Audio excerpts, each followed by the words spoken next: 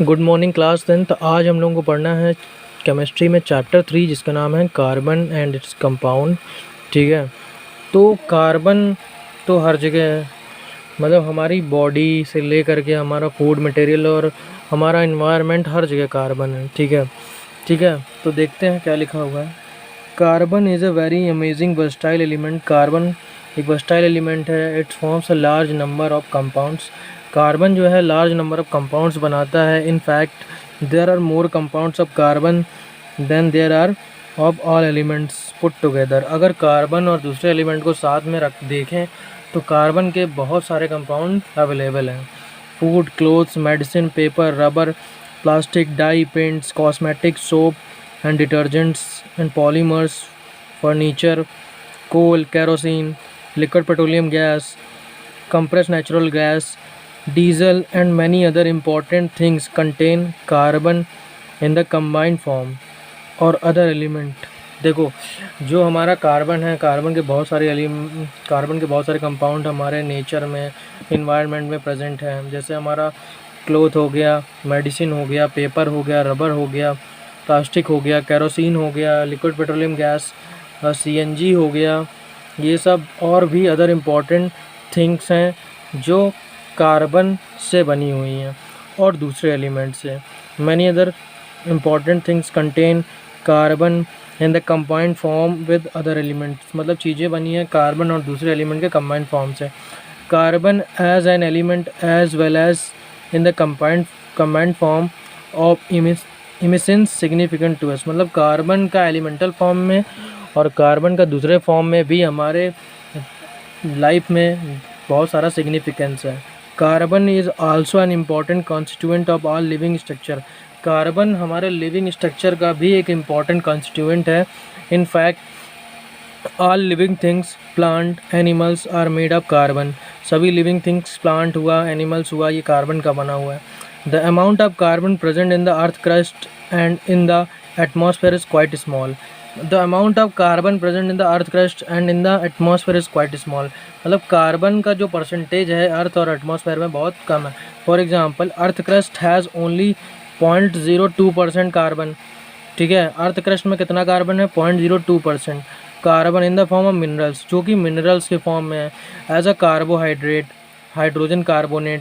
ठीक है, carbohydrates of carbonate है और हाइड्रोजन कार्बोनेट के फॉर्म में है। कोल और पेट्रोलियम के फॉर्म में है। While atmosphere has only 0.03% of carbon dioxide. और एटमॉस्फेयर की बात करें तो 0.03% कार्बन है, जो कि कार्बन डाइऑक्साइड के फॉर्म में है। It form innumerable compound with other element. मतलब ये असंख्य कंपाउंड बनाते हैं, मतलब बहुत सारे कंपाउंड बनाते हैं दूसरे एलिमेंट के साथ, such as hydrogen, oxygen, nitrogen, phosphorus, sulphur. जैसे हाइड्रोजन के साथ कंपाउंड बनाते हैं, ऑक्सीजन के साथ कंपाउंड बनाते हैं, नाइट्रोजन के साथ कंपाउंड बनाते हैं, फास्फोरस के साथ बनाते हैं और सल्फर के साथ बनाते हैं। The compounds of carbon are so important that the chemistry of carbon compound. मतलब केमिस्ट्री में कार्बन कंपाउंड जो भी हैं, ऑर्गेनिक केमिस्ट्री में कार्बन कैसे इंपॉर्टेंट है। केमिस्ट्री में एक बुक है जिसका नाम है ऑर्गेनिक केमिस्ट्री। मतलब पूरा ऑर्गेनिक केमिस्ट्री ही कार्बन पे बेस है, मतलब उसमें सारे कंपाउंड आप कार्बन के ही पढ़ोगे। तो केमिस्ट्री में भी कार्बन कंपाउंड का बहुत ज़्यादा इंपॉर्टेंस है। ठीक है, bonding in carbon the covalent bond. मतलब कार्बन में जो कार्बन से जो कंपाउंड आपस में कनेक्ट होते हैं वो कोवेलेंट बॉन्ड के जरिए कनेक्ट होते हैं, क्योंकि कार्बन जो है, ठीक है, कार्बन का जो एटॉमिक नंबर होता है वो 6 होता है। क्या होता है? कार्बन का एटॉमिक नंबर 6 है। मतलब चीज़ हमारा ये कार्बन है, कार्बन का एटॉमिक नंबर 6, तो कितना हो जाएगा इसका electronic configuration? 1s2, 2s2, 2p2, या फिर ऐसे बोल दो कि 2,4। ठीक है, और हमको पता है कि डबलेट और ऑक्टेट, 2 को बोलते हैं डबलेट, 8 को बोलते हैं ऑक्टेट। ठीक है, डबलेट और ऑक्टेट बहुत ज़्यादा स्टेबल स्टेट होते हैं। तो कोई भी कंपाउंड ये चाहेगा कि उसके आउटर मोस्ट सेल में में 2 इलेक्ट्रॉन हो या 8 इलेक्ट्रॉन हो। ठीक है, जैसे ऑक्सीजन कितना है? 6 है, तो ऑक्सीजन कितना होता है? 8 होता है, तो कितना हो गया? 2,6। तो देखो, इसके बारी कोस में 6 इलेक्ट्रॉन है, तो उसको ऑक्टेट बनाने के लिए 2 इलेक्ट्रॉन की ज़रूरत है, 2 इलेक्ट्रॉन की ज़रूरत है।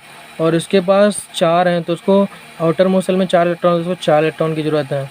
तो कोई भी सिस्टम 4 इलेक्ट्रॉन को डोनेट नहीं कर सकता सीधे।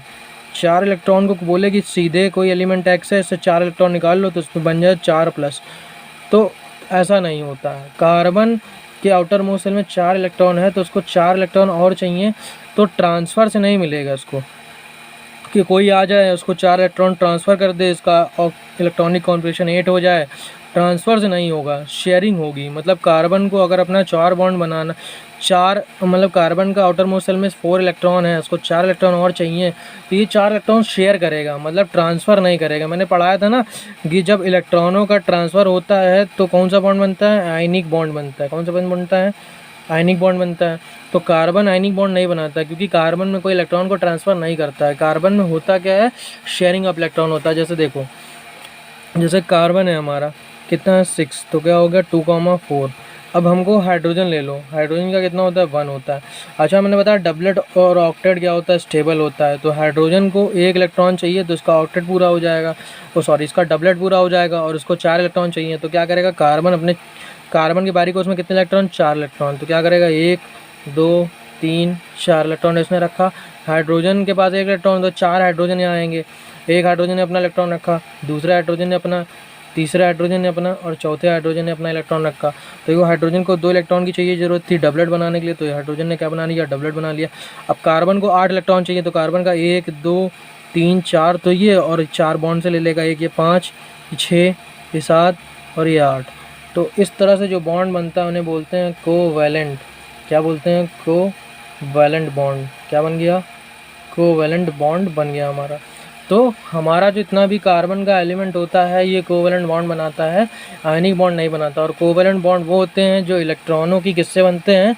शेयरिंग ऑफ इलेक्ट्रॉन से बनते हैं। ठीक है, शेयरिंग ऑफ इलेक्ट्रॉन से जो बॉन्ड बनते हैं उन्हें बोलते हैं कोवैलेंट बॉन्ड। ठीक, कोवैलेंट बॉन्ड। तो शेयरिंग ऑफ इलेक्ट्रॉन से जो बॉन्ड बनेगा उसे क्या बोलेंगे? Covalent bond. तो क्या हो गया? Bonding in carbon. तो कार्बन में कैसी बॉन्डिंग होती है? कोवैलेंट बॉन्डिंग होती है। तो आगे देखते हैं। Positively charged cation and negatively charged anion are formed, which are held together by electrostatic force of attraction from ionic electrovalent bond. ये कह रहा है कि आयनिक बॉन्ड में क्या होता है? आयनिक बॉन्ड में पॉजिटिव चार्ज कंपाउंड और नेगेटिव चार्ज कंपाउंड आपस में इलेक्ट्रोस्टैटिक फोर्स से जुड़े होते हैं। तो मैंने तो बताया ना कि आयनिक बॉन्ड में होता क्या है। जैसे Na का होता है 11, तो 11 का इलेक्ट्रॉनिक कॉन्बिनेशन लिखो तो कितना होता है? 2 8 1।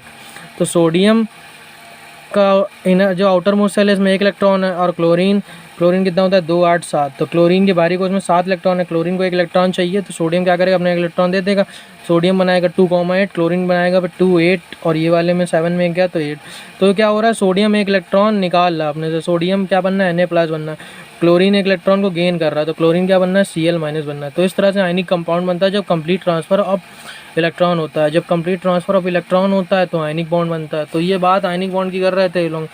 तो क्या बनता है? आयनिक और इलेक्ट्रोवैलेंट बॉन्ड। आयनिक बॉन्ड को ही इलेक्ट्रोवैलेंट बॉन्ड बोलते हैं।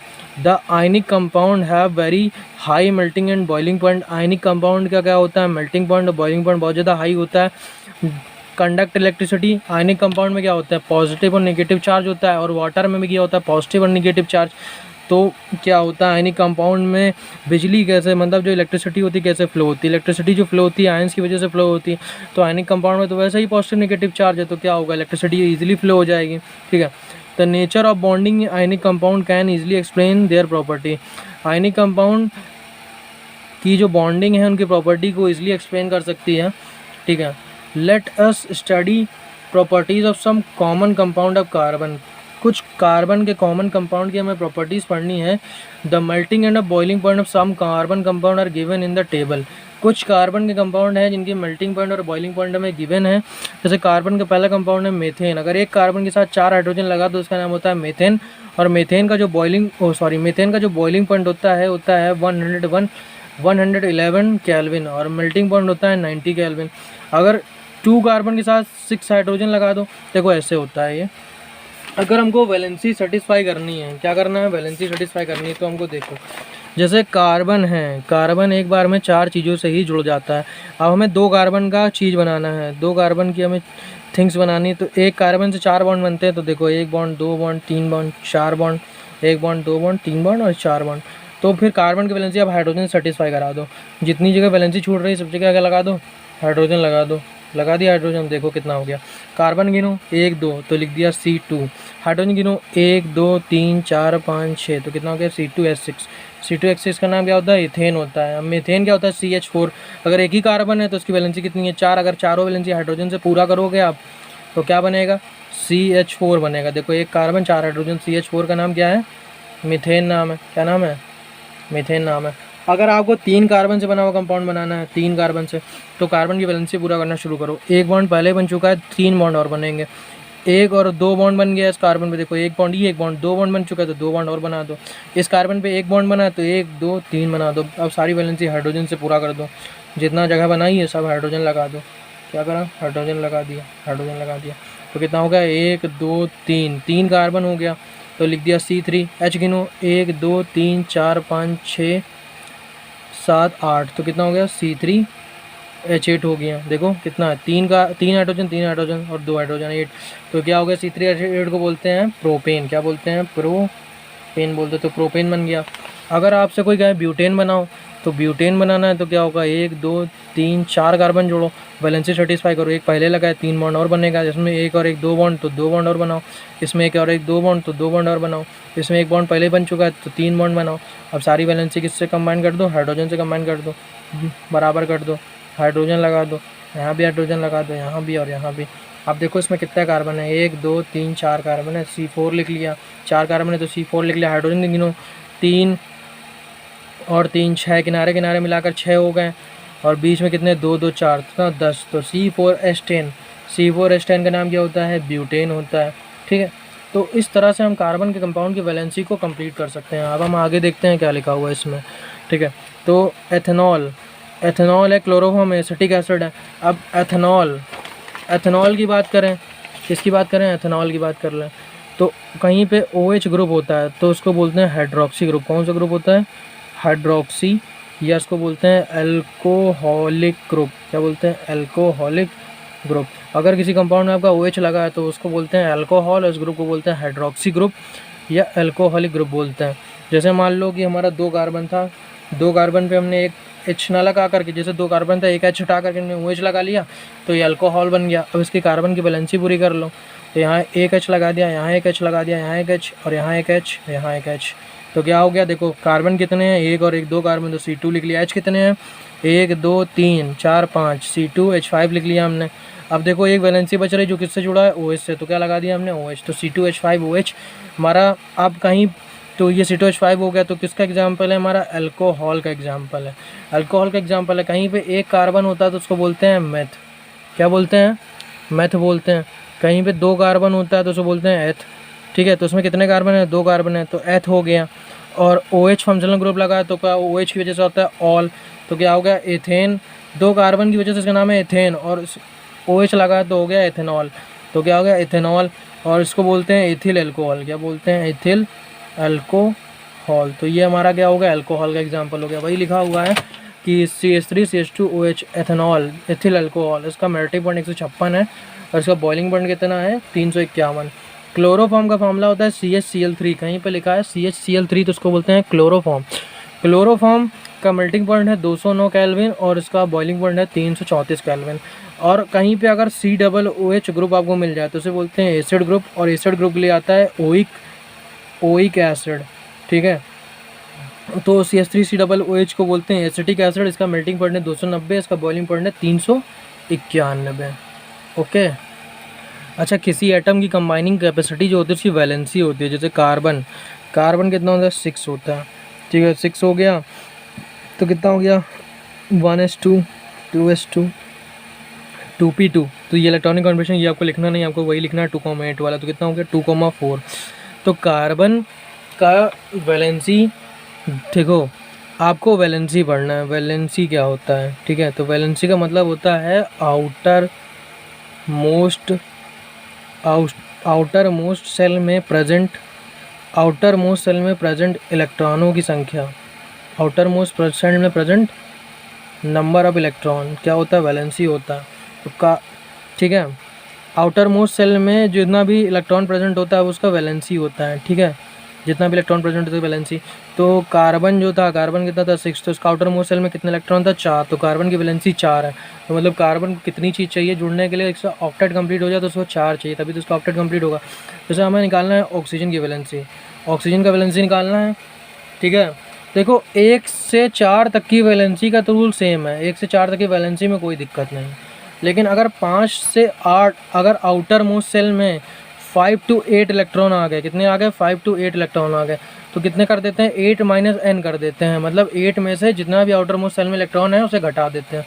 तो ऑक्सीजन कितना होता है 8 होता है, ऑक्सीजन का एटॉमिक नंबर कितना होता है 8 होता है, तो कितना हो गया 2,6 हो गया।